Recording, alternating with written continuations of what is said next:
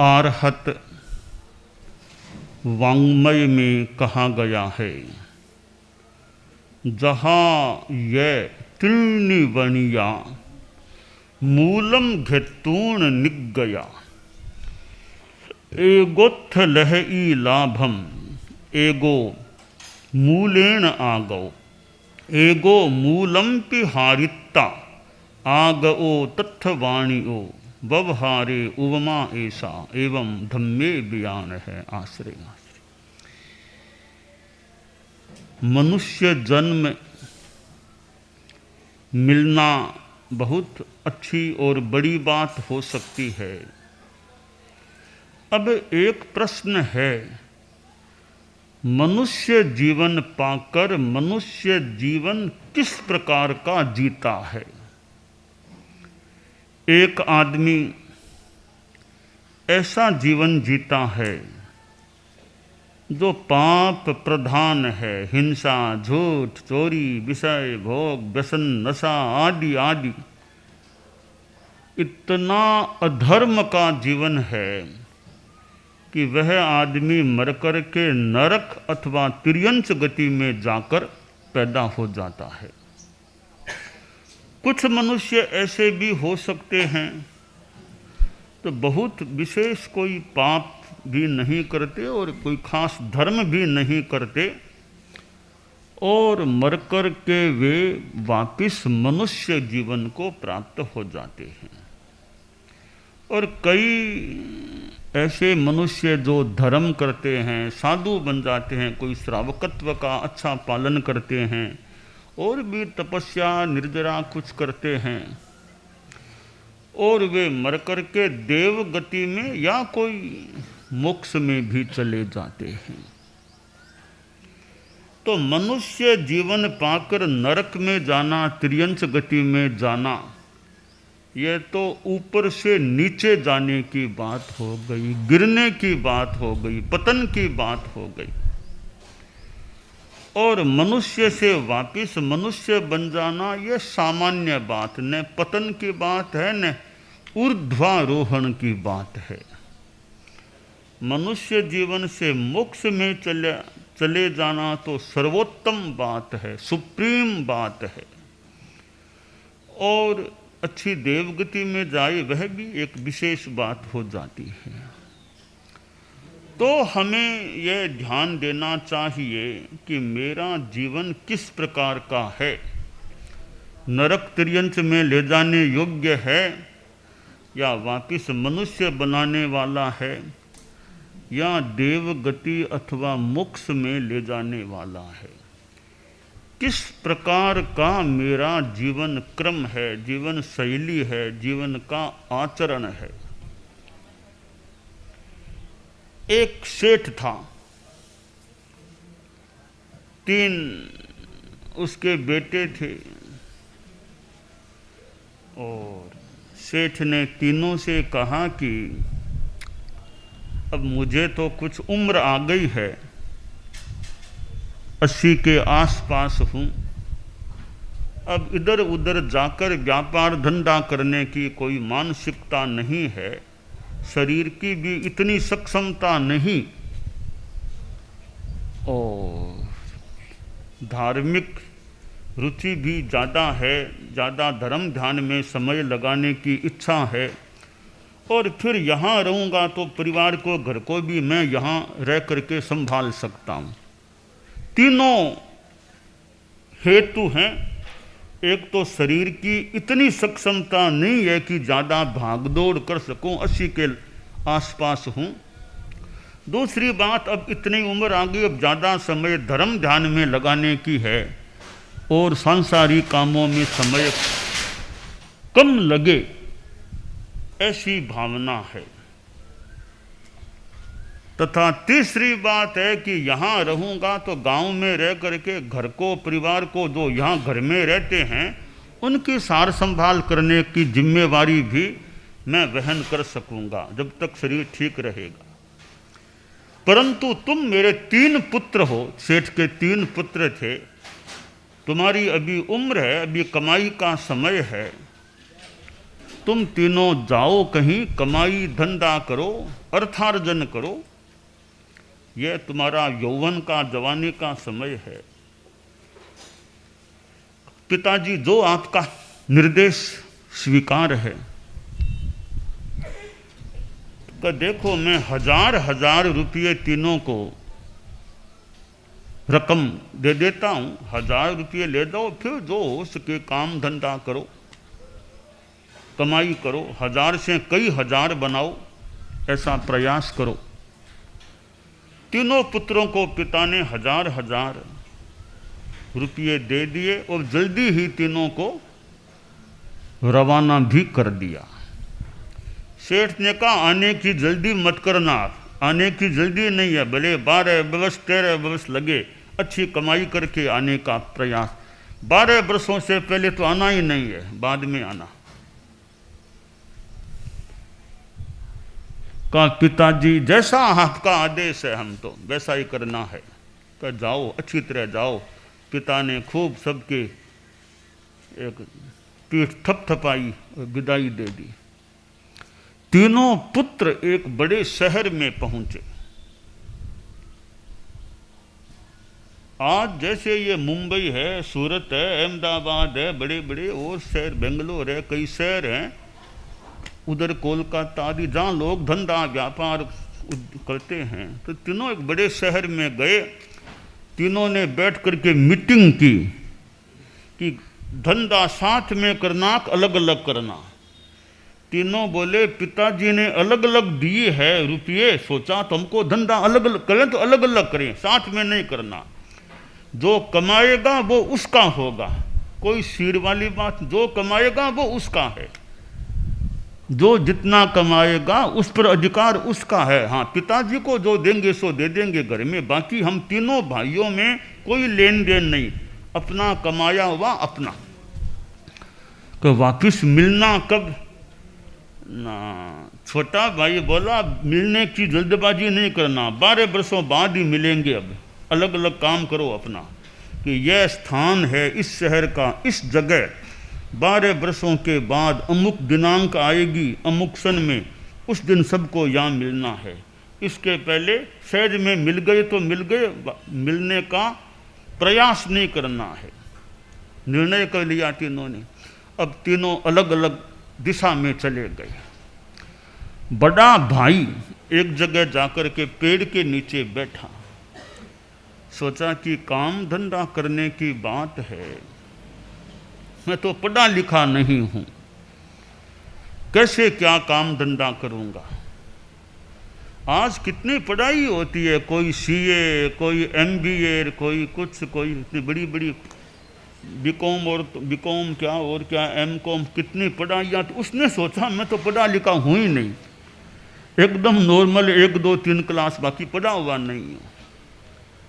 संस्कृत में कहा गया माता शत्रु पिता वैरी ये न बालो न पाठित है। माता शत्रु पिता वैरी ये न बालो न साधित है। वह माँ शत्रु है, पिता दुश्मन है, जो बच्चे को पढ़ाते नहीं हैं, वो साधित नहीं करते हैं, मानो संस्कार नहीं देते हैं। अब वह सोचता है रे पढ़ाई लिखाई नहीं की, अब क्या कैसे काम धंधा करूं। अब कई बार वो दिनमान भी अनुकूल नहीं होते हैं, तो बुद्धि भी खराब हो सकती है, चिंतन भी गलत आ सकता है। सोचा और तो विशेष नहीं जानता, जुआ खेलना जानता हूँ, वो मुझे आता है। देखते हैं जुआ खेलते हैं क्या होता है। जुए में लगा, 1000 के 1000 चले गए, कुछ नहीं बचा। जुआ एक व्यसन है, 7 व्यसनों में द्यूतम च मांसम च एक व्यसन है। तो जुए का तो त्याग करे ऐसी चीज। जुआ खेला और सारी 1000 रुपये की पूंजी चली गई। अब क्या करूं। एक थोड़ी देर बाद देखा कुछ लोग जा रहे थे जंगल की ओर। पूछा कहाँ जा रहे हो? साहब हम तो लकड़हारे हैं, लकड़ियाँ काटने जा रहे हैं, लकड़ियाँ बेच के काम चला। बोला मुझे भी तुम्हारी टीम में मिला लो, आ जाओ। उनका साथी बन गया कि मैं भी लकड़ियाँ काटूंगा। वो भी लकड़ियाँ काटने लगा और बेचता, थोड़ा बहुत कुछ आता, काम चला लेता, लकड़हारा बन गया। दूसरा जो भाई था बीच वाला, वो भी एक जगह बैठकर सोचने लगा कि क्या करूं। वो भी पढ़ा लिखा नहीं था, सोचा पढ़ाई लिखाई नहीं की हुई है तो और तो क्या धंधा करूं। फिर मन में आया, रे धंधा करना ही क्यों, आराम से रहना है, 1000 रुपये बैंक में जमा करा दूं, थोड़ा बहुत ब्याज आएगा, थोड़ा कोई परिचित लोग होंगे उनसे थोड़ा बहुत कुछ सहयोग ले लूँगा, आराम से रहूँगा, कोई धंधा नहीं करना। बैंक में जमा करा दिए, वो थोड़ा ब्याज आता, उससे थोड़ा काम चलाता, थोड़ा बहुत संयम रखता, थोड़ा कोई परिचित और कोई मिल जाते उनसे थोड़ा लेन देन करके काम चलाता।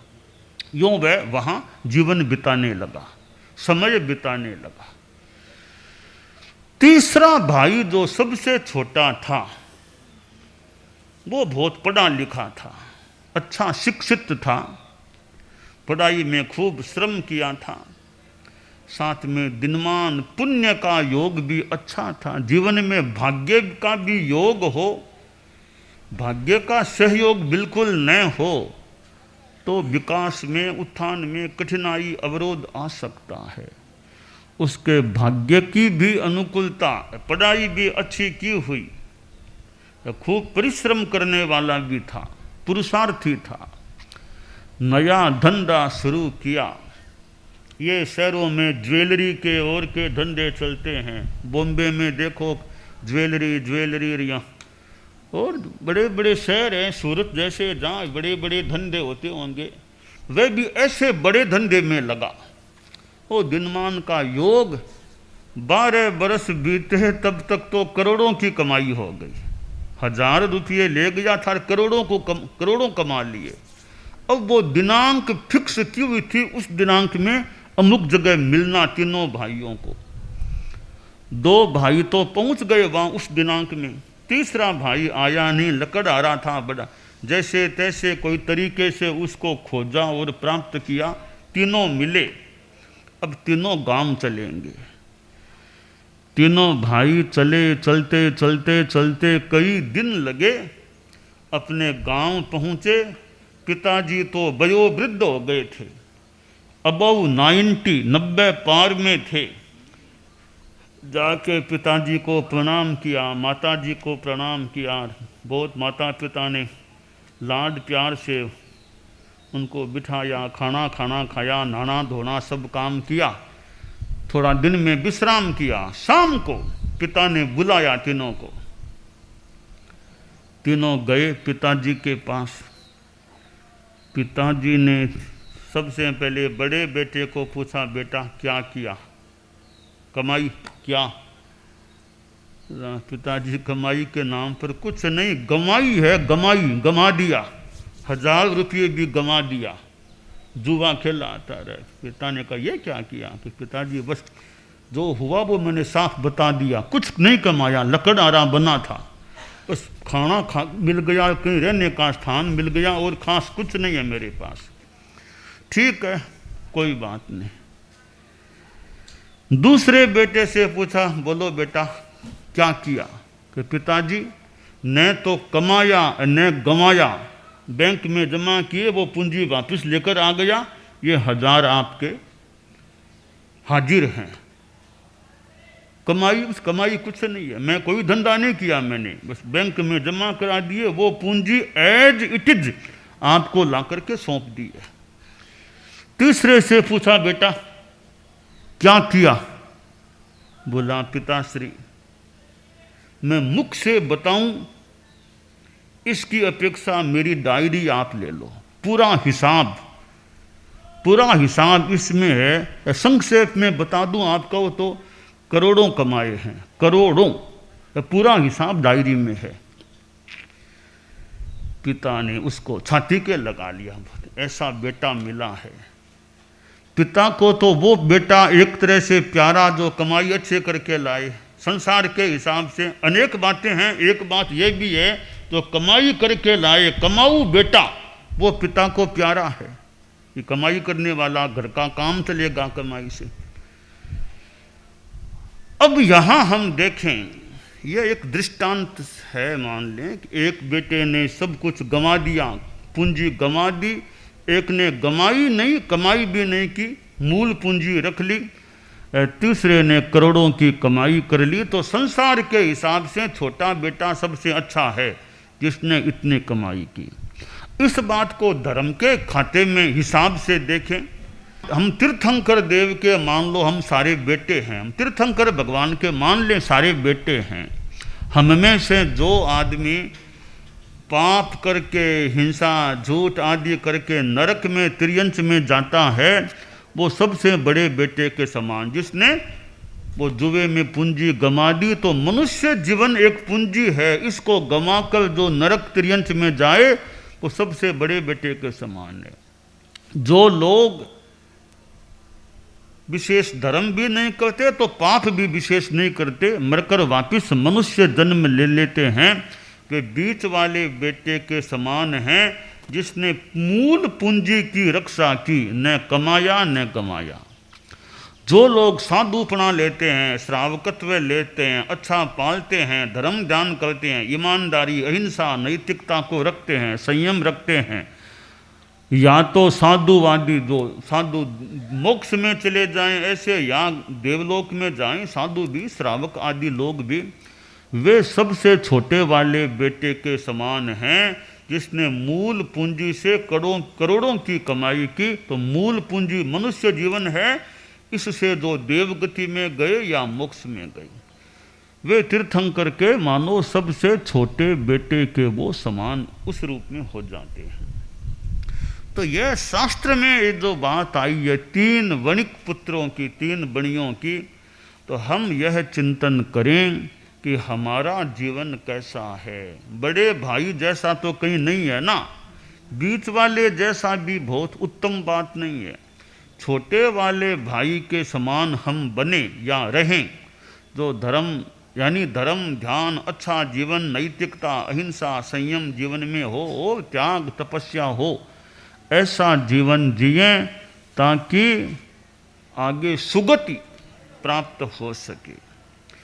तो यह मानव जीवन हमें जो प्राप्त है बहुत कीमती, बहुत महत्वपूर्ण, मानो अमूल्य कह दें एक दृष्टि से, ऐसा अवसर अभी प्राप्त है। इसका हमें फायदा उठाने का प्रयास करना चाहिए कि जीवन मेरा कैसा है। धार्मिक साधना के लिए समय लगाता हूँ या नहीं, भावों में शुद्धता कितनी रहती है, व्यवहार आचरण में ईमानदारी, अहिंसा, संयम कितने रहते हैं। यों हम जीवन पर ध्यान दें कि साधुपना ले लिया, साधु बन गए, बहुत बड़ी बात है। तो साधु हैं तो मेरा साधुपना कैसे पल रहा है, निर्मलता कितनी है, कहीं गलतियां, दोष, प्रमाद वो तो ज़्यादा नहीं है ना, प्रतिक्रमण मेरा कैसा होता है, प्रायश्चित लिया जाता है यानी गलती होने पर, और मेरी जागरूकता, संयम, जीवन के जो नियम विधान, इरिया समिति, भाषा समिति आदि आदि जो हैं समितियां, गुप्तियां, उनमें मेरी जागरूकता कितनी, महाव्रतों में कितनी जागरूकता पालन में। तो साधु इस रूप में ध्यान दे। और साधु को भी उम्र आ गई अच्छी, तो भी उम्र के हिसाब से और ज़्यादा अपना जप तप जो कर सकें स्वाद उसमें ज़्यादा समय लगाएं, सेवा कर सकें तो सेवा करें। और उम्र ठीक है तो खूब सेवा करो, काम करो, धर्म प्रचार करो, पढ़ना लिखना जो कर सको अच्छा शुभ योग का काम करो। गृहस्थ है, श्रावक है तो वैसे श्रावकत्व में और ध्यान दें। सामायिक कितनी होती है, 50 बरस पार हो गए, रोज एवरेज में सामायिक का प्रयास है या नहीं।